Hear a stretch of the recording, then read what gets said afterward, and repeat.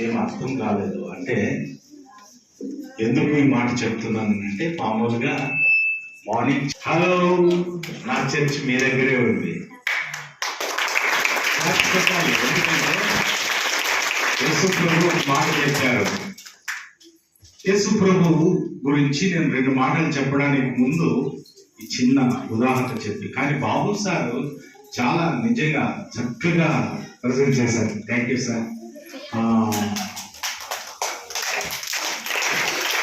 యేసు ప్రభు దగ్గరికి అనేక మంది ఈ లోకంలో ఆయన మానవుడిగా సంచరిస్తున్న సమయంలో చాలా మంది వాళ్ళ పిల్లల్ని ఎత్తుకొని వచ్చారు. కొందరు నడిపించుకొని, కొందరు ఎత్తుకొని వచ్చి, మనము ఎవరైనా గొప్పవాళ్ళు లేదంటే ఎక్కడైనా రాజకీయ నాయకులు ఎవరైనా వచ్చినప్పుడు ఏం చేస్తాము, మన పిల్లలు వెళ్ళి వాళ్ళని అలాగా కుట్టాలి, చూడాలి, ఇటువంటి తపన తల్లిదండ్రులు ఉంటుంది. సెకండ్ ఇస్తూ ఫోటోలు దిగడం, ఇవన్నీ కూడా చేస్తూ ఉంటాం.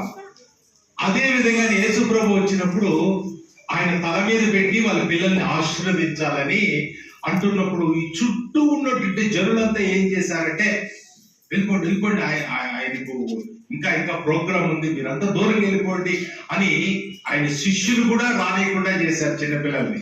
అర్థమవుతుందన్నమాట. వెరీ గుడ్, మీరంతా మంచి పిల్లలు. నేను మీ గురించి ఎప్పుడు ప్రార్థన చేస్తాను. యేసు ప్రభు దగ్గరకు రానియకుండా చేస్తున్నారు. తల్లిదండ్రులు బాధపడిపోతున్నారు. వాళ్ళ పిల్లలను అలాగా యేసు ప్రభు ముడితే చాలు.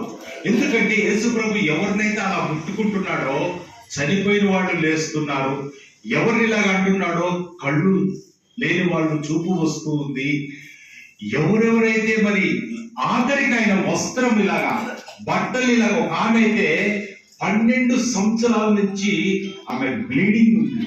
అటువంటి ఆమె రక్తస్రావ రోగంతో ఉంటే ఇలా వెనక్కి వెళ్ళి భయంతో, శిష్యులు అరుస్తారేమో, జనులు అరుస్తారేమో, వెనక్కి వెళ్ళి ఇలా పట్టుకుంటానే అయిపోయింది. అప్పటి వరకు ఆమె దగ్గర ఉన్న డబ్బులు, బైబిల్ ఏముందంటే ఆమె తిప్పలు పడింది అనేక డాక్టర్స్ తో ఉంది.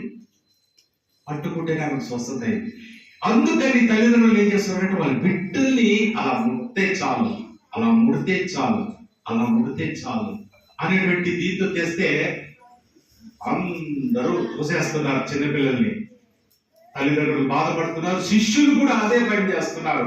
యేసు ప్రభు శిష్యులు కూడా ఇలా చేస్తూ ఉంటే యేసు ప్రభు ఒకసారి అందరి వైపు ఇలా చూచి నిలబండి అన్నారు. ఏమన్నారంటే, చిన్న పిల్లలను ఆటంకపరచవద్దు, దేవుని రాజ్యం ఇలాంటి వారిదే, వారి నా ఎంతకు రానివ్వండి అన్నాడు. కనుక ఇప్పుడు నా చర్చ ఎక్కడుందో చెప్పండి. ఇక్కడుంది, ఆరోగ్యవరంలో కాదు. చర్చ అంటే ఇక్కడ ఉండాలి. కనుక యేసుక్రీస్తు ప్రభు ఒక కులానికి చెందిన ఆయన కాదు, ఒక మతానికి చెందినటువంటి ఆయన కాదు. సరే, మీకు మరి కవిత మేడం గారు ఇక్కడ మీ టీచర్స్ అంతా కూడా ఇంగ్లీష్ మీడియం స్కూలే కదా అవును sir? English medium. Johnny Johnny yes papa అనేది తెలుసా మీకు? ఎవరైనా ఒక్కరు లేసి చెప్తారా? నువ్వు చెప్పమ్మా, జానీ జానీ ఎస్ పప్ప చెప్పు. Johnny, Johnny, yes, Papa. Eating sugar, no, Papa. Telling nice, no, Papa. Open your nose, ha, ha, ha. Thank you, God bless you. పాప ఏం చెప్పిందండి?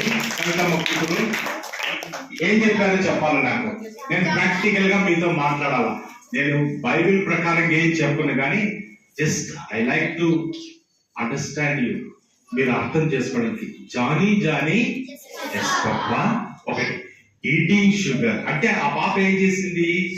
షుగర్ ఇంటిలో నుంచో కిచెన్ లో నుంచో ఎక్కడో మొత్తానికి తీసుకొని వచ్చేసి నోటిలో వేసేసుకుంది. వెంటనే వాళ్ళ నాన్న అమ్మ ఎవరో ప్రశ్న వేశారు, అమ్మో నాయన కదా ఈటింగ్ షుగర్ అని అంటేనే ఇమీడియట్లీ పాప ఏం చెప్పిందండి? షుగర్ తింటా ఉందా? తింటా ఉందా లేదా? తింటూ ఉన్నప్పుడు ఎస్ పప్ప అంటే, ఈటింగ్ షుగర్ అంటే ఎస్ ఐఎమ్ ఈటింగ్ అని చెప్పాలి కదా. నో అనే ఎందుకు వచ్చింది? సో క్వశ్చన్ వేసుకోవట్లేదు మనం చాలా సార్లు. యేసు ప్రభు ఎందుకు వచ్చాడు అని అంటే దానికి ఆన్సర్ ఇప్పుడు ఈ యొక్క దాంట్లోనే నేను చెప్తాను. నో పప్ప